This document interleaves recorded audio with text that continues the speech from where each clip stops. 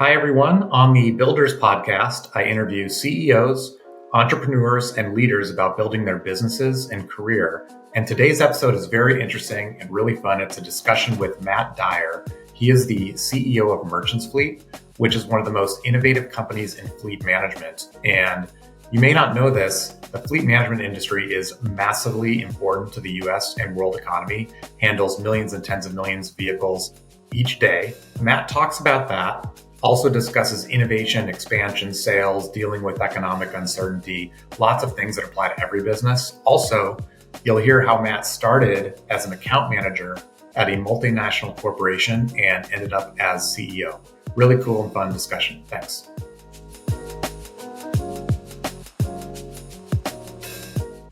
Hi, Matt. How are you? Good to see you. Good to see you, John. Thanks for inviting me on the show. Oh, I'm thrilled you're here. And today we're going to be talking about an industry that we have not talked about on the podcast before. It's fleet management. And it's a broad industry. It supports organizations that utilize vehicles for business operations. At least that's my understanding of it. And in doing some prep for this interview, I was reminded about how large this industry is and how it impacts my daily life as a consumer. Maybe could you give the audience an overview of how big fleet management is, and then talk about your company, Merchants Fleet, where you are the CEO? Absolutely. Thank you, John. Yes, welcome to a step into the world of fleet management. As you say, it's probably a bit of an undiscovered gem, maybe, but it is a big part of the US economy, of any economy. You know, I've worked in the fleet space in Europe as well as in the US. But just to try and put the US into context, you know, in the US, it's probably about 280 million vehicles on roads. And I would say between 9 to 12 million of those, we would consider them fleet.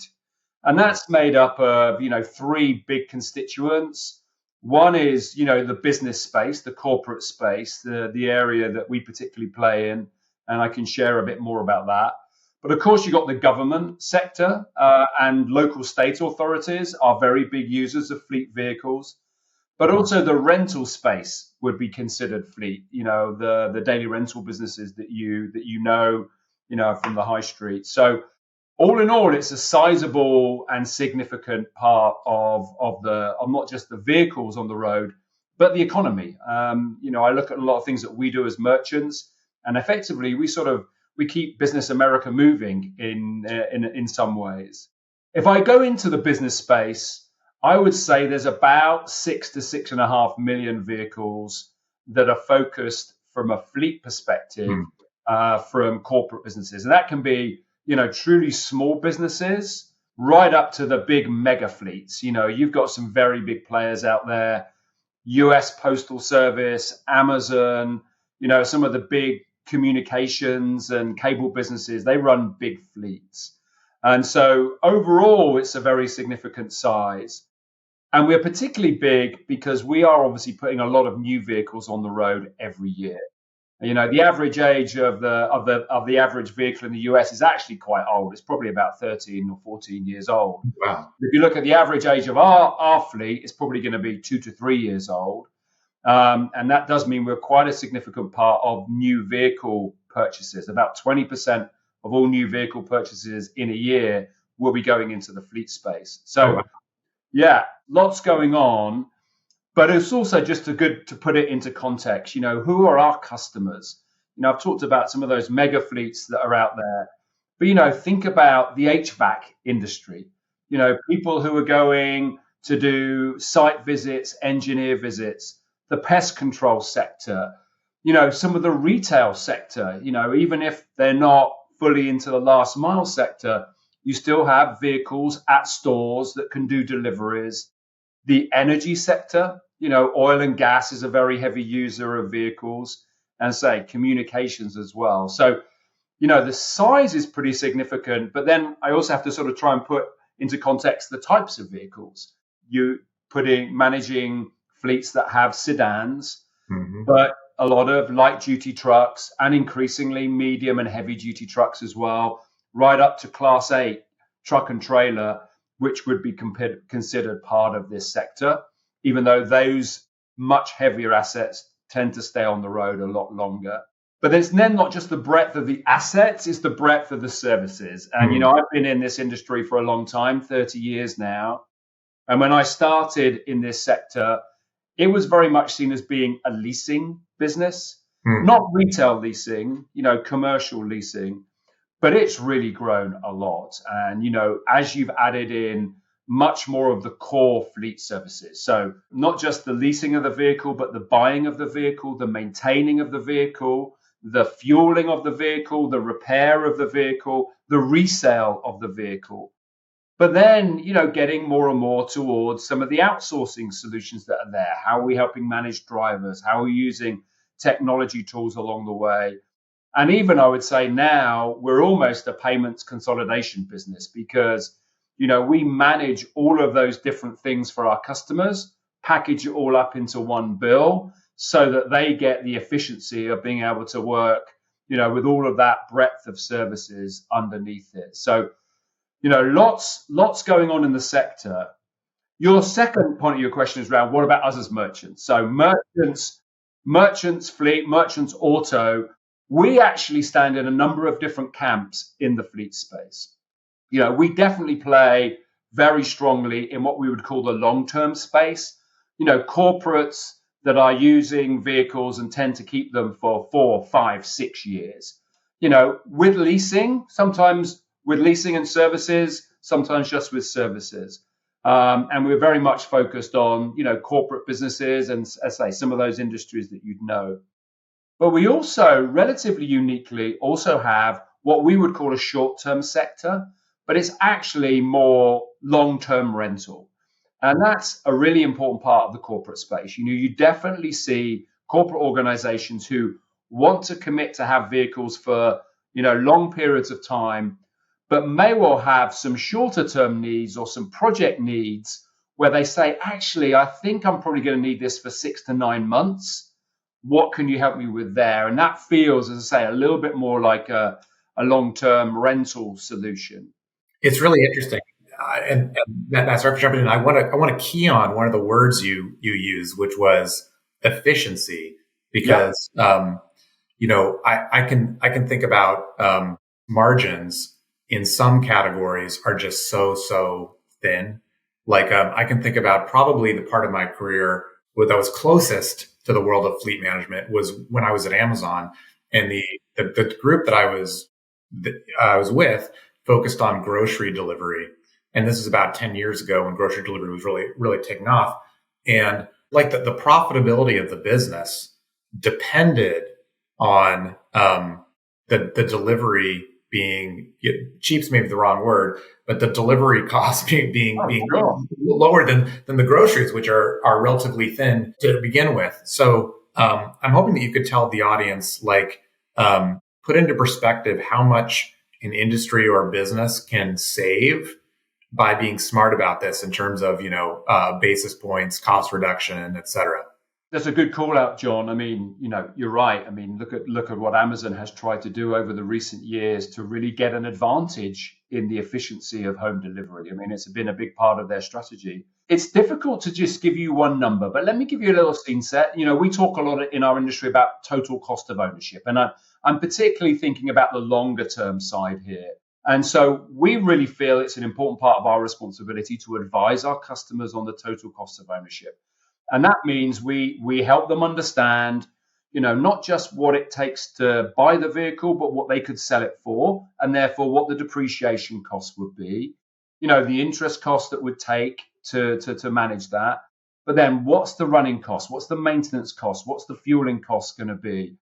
And actually go to work to help them make the right choices. And some of that can be picking the right hold time for a vehicle, the replacement cycles, knowing that as vehicles get older and have more mileage on them, maintenance costs and fuel costs do tend to go up, but also, helping them understand which vehicles they should be using. We definitely see opportunities for customers to sometimes downscale vehicles because they don't actually need the capacity that they have. And that then gets us onto the great topic of utilization. As you say, you called that out with the time at Amazon. making sure you're getting the best possible utilization out of your fleet is a really important step forward. And actually, we've just launched in the last year and a half, a product called Fleet Share, which is all about maximizing utilization for fleets as well. But there's another big cost item, which is actually productivity of the vehicle. The vehicle does have time off-road. And, how much you can do, minimize that, actually gives the customer more productive time with a vehicle. My estimate, is probably going to cost a business at least $1,500, probably even a lot more if it's a complex vehicle, to have it off-road, being repaired, being serviced, being, having had an accident.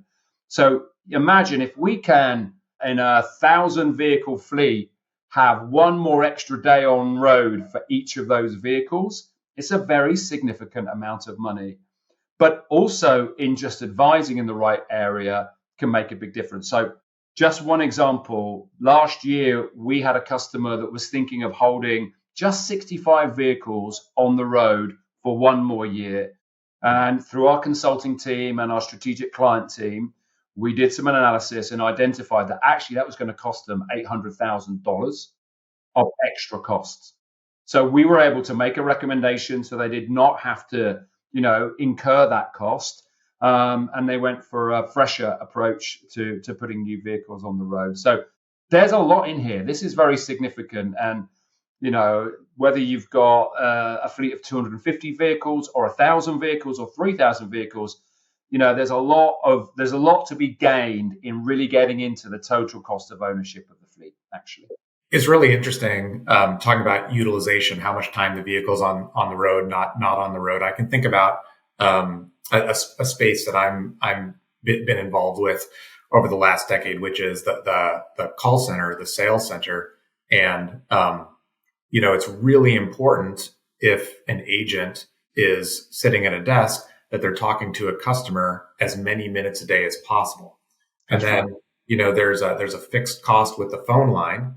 And so, if you can take calls 24 hours a day and you're reusing that phone line, throughout the day, that's really important. That's a good call out, John. I mean, for a long time, fleet was seen as being a cost, and it is a cost.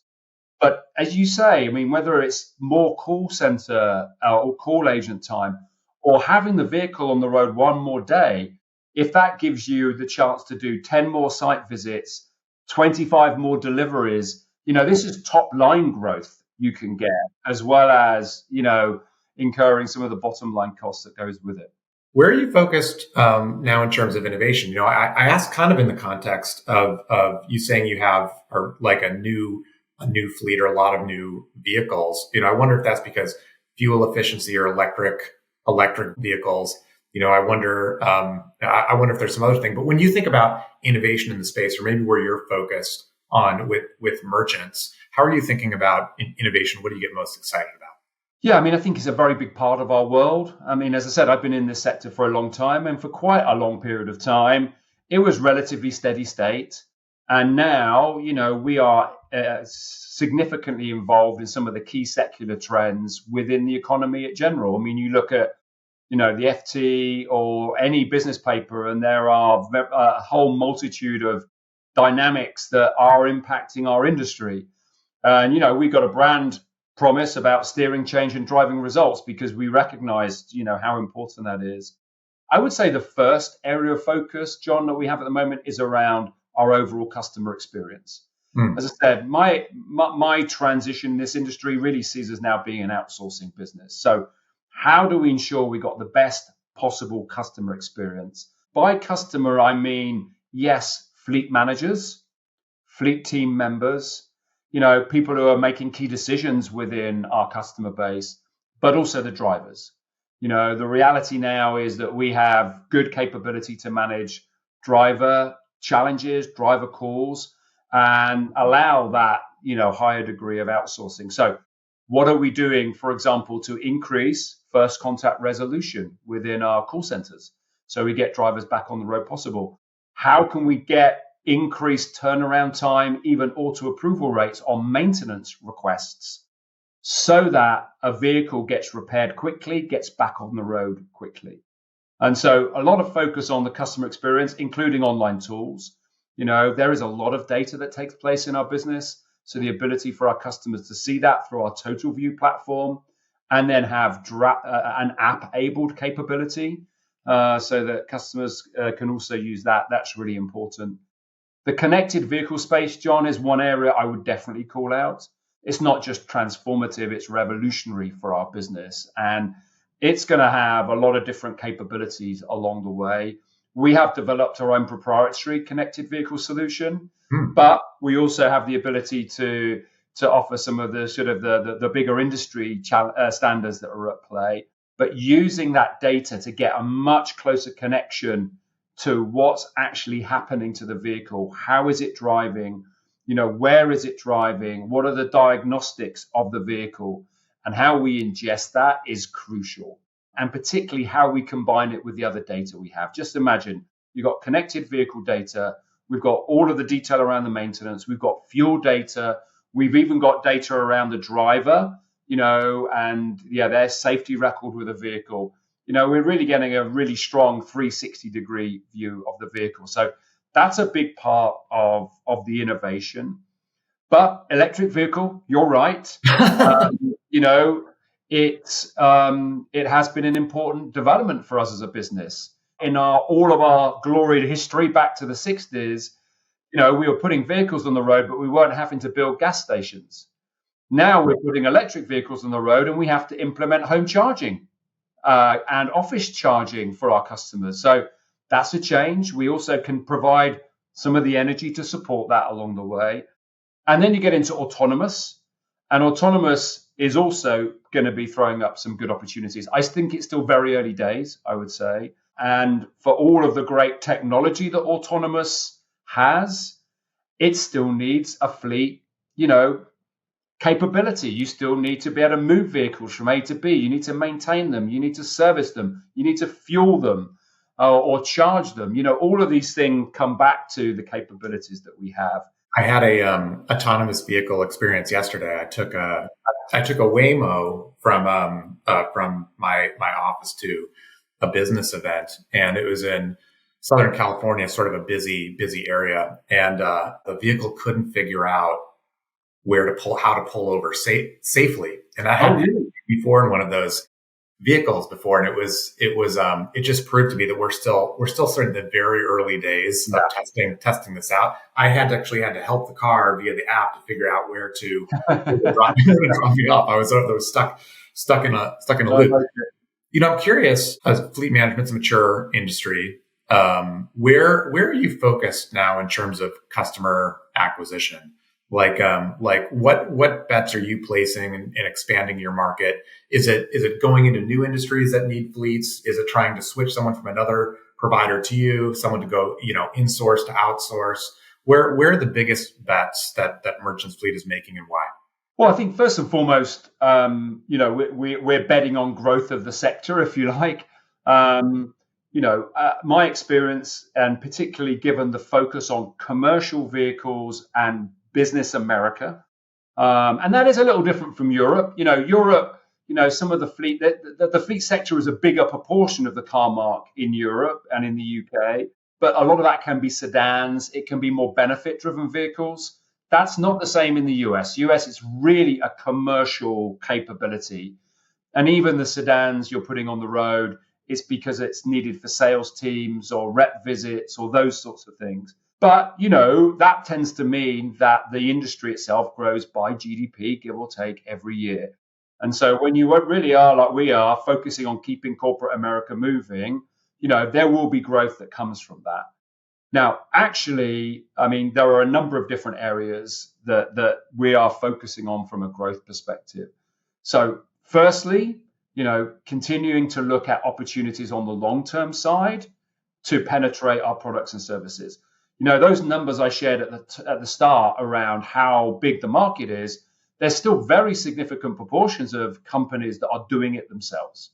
They are buying it themselves, sometimes even, managing the services themselves. So we still have a great chance to show them the benefits of how we can bring more efficiency, how we can bring some scale effect for them. What is the leverage we can offer them through the relationships that we have with our service providers?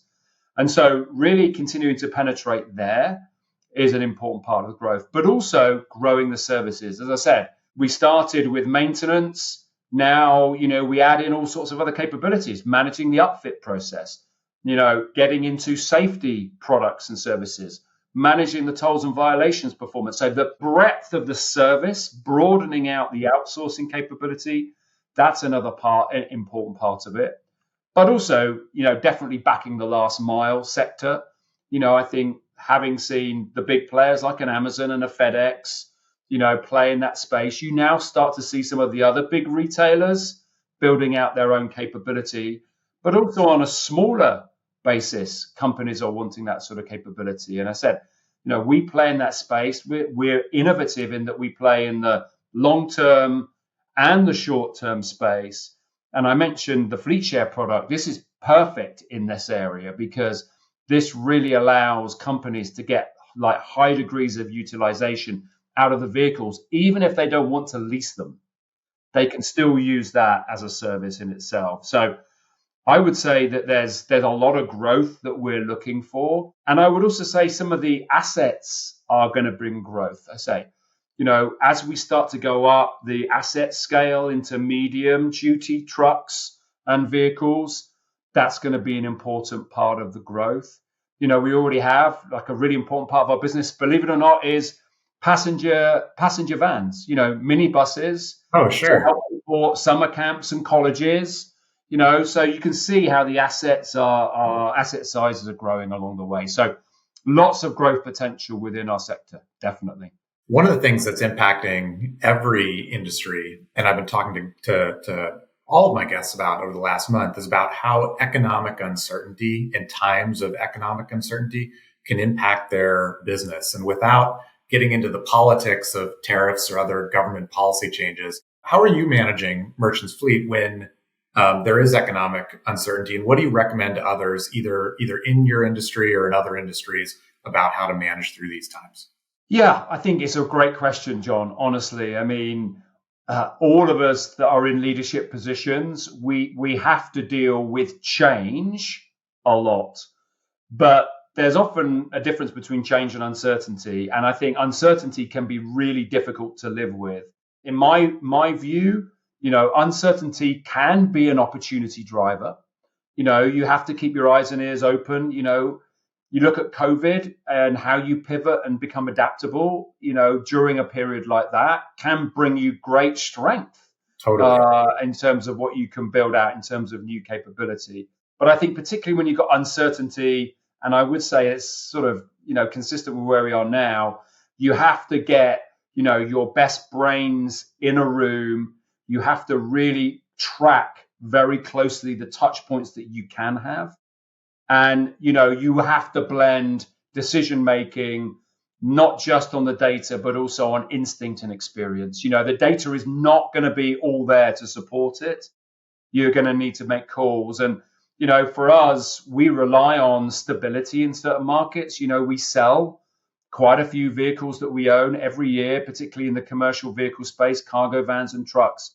And my experience of having been in this sector during the global financial crisis and COVID is the used vehicle market tends to be one of the first areas to weaken because it's a bit of a bellwether of the economy. When small businesses and consumers start to hold back from buying vehicles, used vehicle dealers, and we own one, become really tuned into that very quickly. So you got to get the right people in the room and get an acceptation that there is not going to be perfect answers here. There is just going to be decisions, and you're going to have to keep moving step by step, but still try to give, assurance and confidence to your customers. Right now with tariffs, auto is really in the spotlight.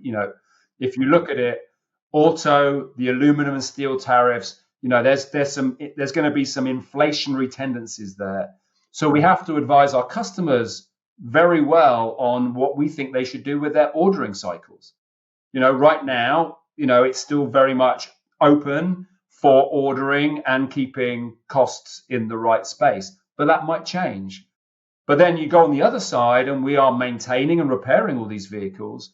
If the costs of parts go up, that will change some of these total cost of ownership conversations as well. So as you work it through as a business, you have to also recognize you have a role to play to guide and advise your customers in the right way with the best possible insight. And I think, knowing my customers as I do, they know there is no perfect answers here, but they really appreciate the willingness for us to try and be as transparent as we can and help guide them through this process. So lots to do for sure. And, we definitely are in a space where uncertainty can weigh heavy if you're not careful. But, you do build some important muscle mass that is going to be valuable for you. And, as you will know, it's in times like these where you learn a lot and you very probably come out with some strengths that are going to be important assets for you for the long term. Your callback to COVID is a really interesting one, because I can think about in my own business how much we innovated in the first 3 months when things were locked down that have given us tremendous advantages that we use even today. Maybe just top and tail that, John, just very briefly. That is one of the benefits that we've got from our business. So in times of uncertainty, if you've got long-term clients who might be thinking, hold on a second, there's a bit of a mix happening here. Even if they might be concerned here, they might be interested in a short-term solution. So having both propositions for them is pretty helpful at that point in time. Oh, that's interesting. Now I want to finish up by talking about your career. You're CEO of Merchants Fleet. You've been CEO or president for multiple companies in multiple countries. But you started out your career, I think, in accounts and product and business development. Did you always have your sights set on being a CEO or part of the C-suite? And then looking back, what are some of the things that you did proactively to put you in the position to get the job that you have today? To really hit that with the first part of the question, actually, I did not have a grand plan, honestly. I knew I wanted a career in business. And in fact, I did a university degree, which included a year of working in a corporate business. I actually worked for Hewlett Packard for over a year. It was part of the degree course. So I was always very vocational, if you like, but actually left university and started in the oil and gas sector with Mobil Oil. And actually, it was there that I came across this thing called vehicle leasing and fleet, which then ended up becoming an opportunity. And, I started in a company called LeasePlan. It was a Dutch-owned business, but I was started in the UK subsidiary as an account manager. And I have to say, what I learned in that role, 30 years ago, 1996, still helps me today. And I would say, and as advice, the ability for leaders to see the business through the eyes of their customers is hugely powerful. When you can put yourself in the seat of the customer, it really helps you get a good grip on decision making. But no, I didn't have a grand plan, but I was really willing to sort of, if you like, follow my nose a little bit, look at opportunities. I had an opportunity to go and work on a project in Belgium. So packed my stuff into a car, moved to Belgium, lived and worked in Amsterdam, which was the head office for LeasePlan. But I would say probably in about the early 2000s was when things started to seem more like an opportunity. And, I really would say that was because I put myself in the space where, I was part of the workings of the business, and that threw up opportunities for me for sure. And it's, I think another thing I would call out is that a career path is not linear. It pivots left sometimes and it pivots right. And I've had some of that. I think I look back on those times with actually a lot of familiarity in that it helped me ultimately. And, the big roles were spending 5 years as CEO of the UK business for LeasePlan. And I have to tell you, of course, it was a pretty special moment for me that I started in that business as an account manager and I made it to the role of CEO.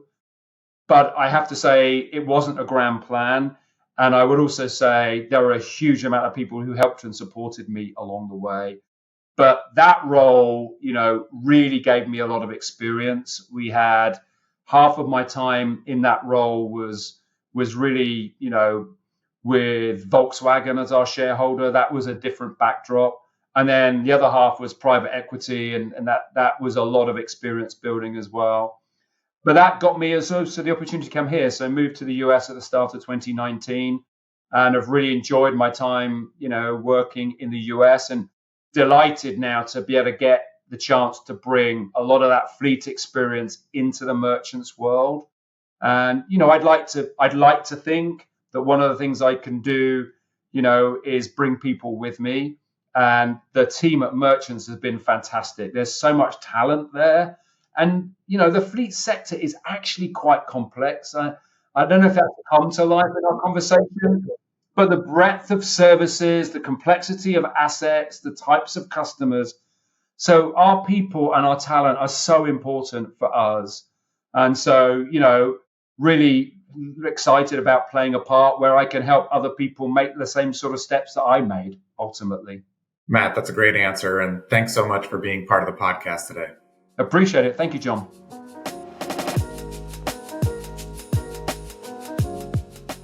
Did you know that more than 20 million professionals and business owners visit business.com and Business News Daily? Why? It's the best place for resources, advice, and information about how to grow your business. And if your goal is to reach our audience, you should become one of our lead partners, sponsor a section of the site, or sponsor even this podcast. Reach us at business.com/connect. That's business.com/connect.